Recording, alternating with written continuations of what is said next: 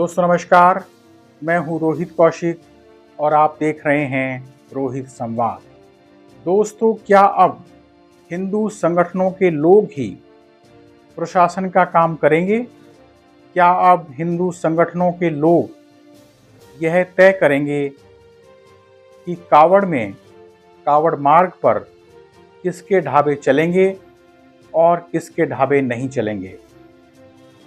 हिंदू संगठनों के क्रियाकलापों को देखकर तो ऐसा ही लगता है कि इस दौर में हिंदू संगठन ही यह तय करेंगे कि कावड़ के दौरान कावड़ मार्ग पर किन लोगों के ढाबे चलेंगे, किन लोगों की दुकानें चलेंगी।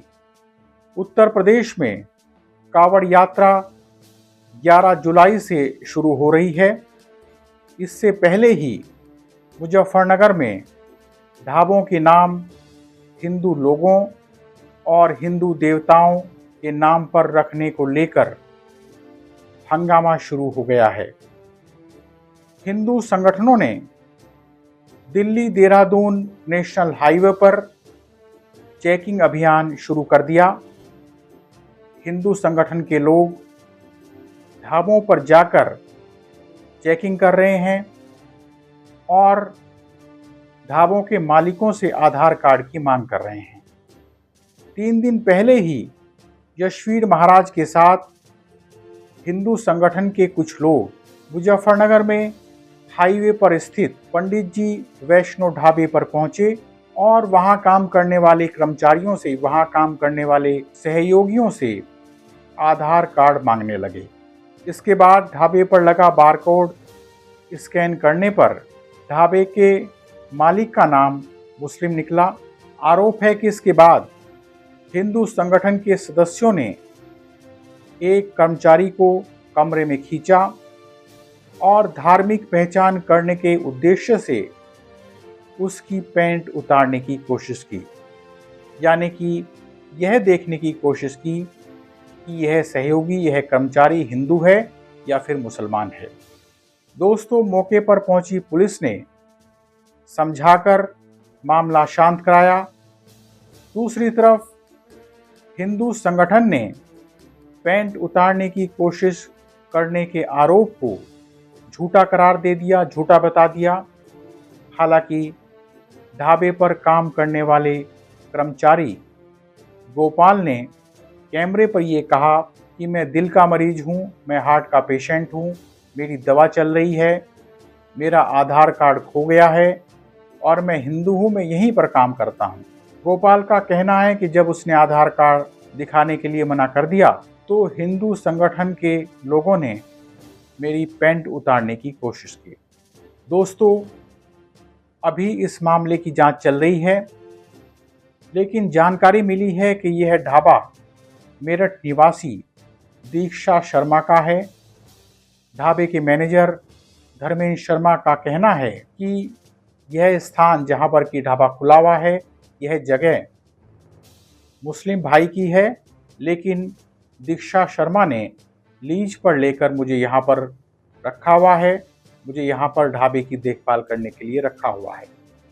ढाबे पर हंगामा करने और एक कर्मचारी के साथ अभद्रता करने के मामले में पुलिस ने सख्ती करनी शुरू कर दी है और ढाबे पर कर्मचारी के कपड़े उतारने के प्रयास में पुलिस ने हिंदू संगठनों के 6 कार्यकर्ताओं को तलब करते हुए उन्हें नोटिस जारी किया है, नोटिस भेजे हैं।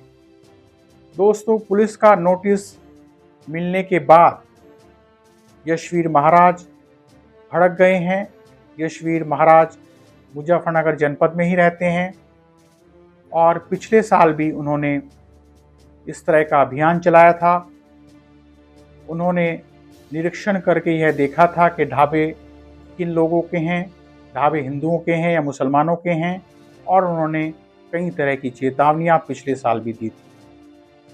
अब इस मामले में जब हिंदू संगठनों के लोगों के पास ये नोटिस पहुंचे तो यशवीर महाराज भड़क गए हैं और उन्होंने पुलिस को चुनौती दी है, चेतावनी दी है कि अगर हिंदू संगठन के लोगों पर मुकदमा हुआ तो हम जबरदस्त तरीके से इसका विरोध करेंगे। यशवीर महाराज का कहना है कि हमारा आंदोलन केवल मुजफ्फरनगर में ही नहीं बल्कि पूरे उत्तर प्रदेश में होगा और पूरा हिंदू समाज की रक्षा करने वाले हिंदू वीरों के साथ है। यशवीर महाराज ने कहा कि पुलिस यह न समझे कि नोटिस देकर इस आंदोलन को किसी भी तरह से कमजोर कर दिया जाएगा। यह आंदोलन पूरे प्रदेश में चलेगा।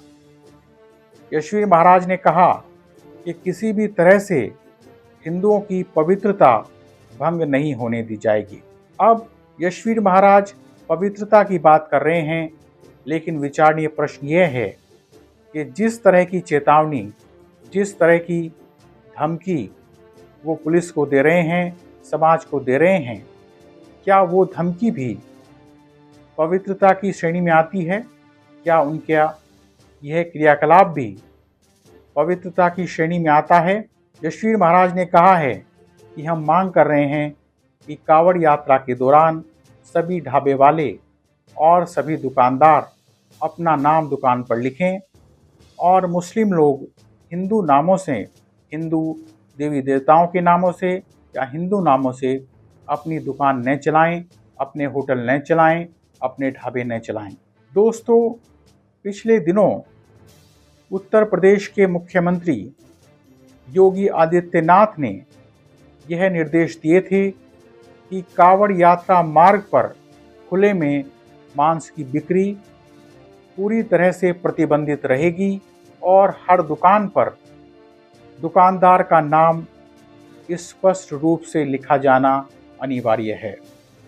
2024 में भी उत्तर प्रदेश सरकार ने कांवड़ यात्रा से पहले खाने पीने की दुकानों पर, ढाबों पर दुकानदार का नाम लिखना अनिवार्य कर दिया था। जब इस मुद्दे पर मुसलमानों को टारगेट करने के लिए हल्ला मचा, सरकार पर यह आरोप लगा कि वह जानबूझकर मुसलमानों को टारगेट कर रही है, तो सरकार ने कहा कि हमने ऐसा कोई आदेश नहीं दिया, इसमें हिंदू मुस्लिम का कोई सवाल नहीं है और हमारा कहना सिर्फ इतना था कि दुकानदारों को अपनी सही पहचान बतानी चाहिए। यह उस समय पिछले साल उत्तर प्रदेश सरकार ने कहा था।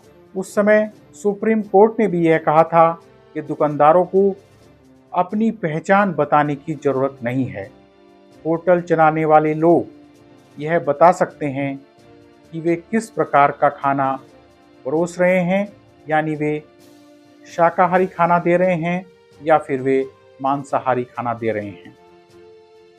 दोस्तों, सवाल यह है कि यशवीर महाराज जैसे लोगों को या फिर हिंदू संगठनों के लोगों को यह अधिकार किसने दे दिया कि वे ढाबों की जांच करें? यह काम तो पुलिस का है, यह काम तो प्रशासन का है। दोस्तों, सनातन के नाम पर किसी भी इंसान या संगठन को कुछ भी करने की इजाज़त नहीं दी जा सकती। आज इतना ही। आपसे विनम्र निवेदन है कि आप हमारे YouTube चैनल रोहित संवाद को सब्सक्राइब करके और हमारे फेसबुक पेज रोहित संवाद को फॉलो करके जन सरोकार की पत्रकारिता को अपना समर्थन दें। बेल आइकन भी दबा दें ताकि जब भी हमारी नई वीडियो अपलोड हो तो आपको उसका नोटिफिकेशन मिल जाए। इस वीडियो को लाइक कर, शेयर कर और इस वीडियो पर कमेंट कर भी आप हमारी आवाज़ को बुलंद कर सकते हैं। जल्दी ही मिलेंगे एक नए मुद्दे के साथ। नमस्कार।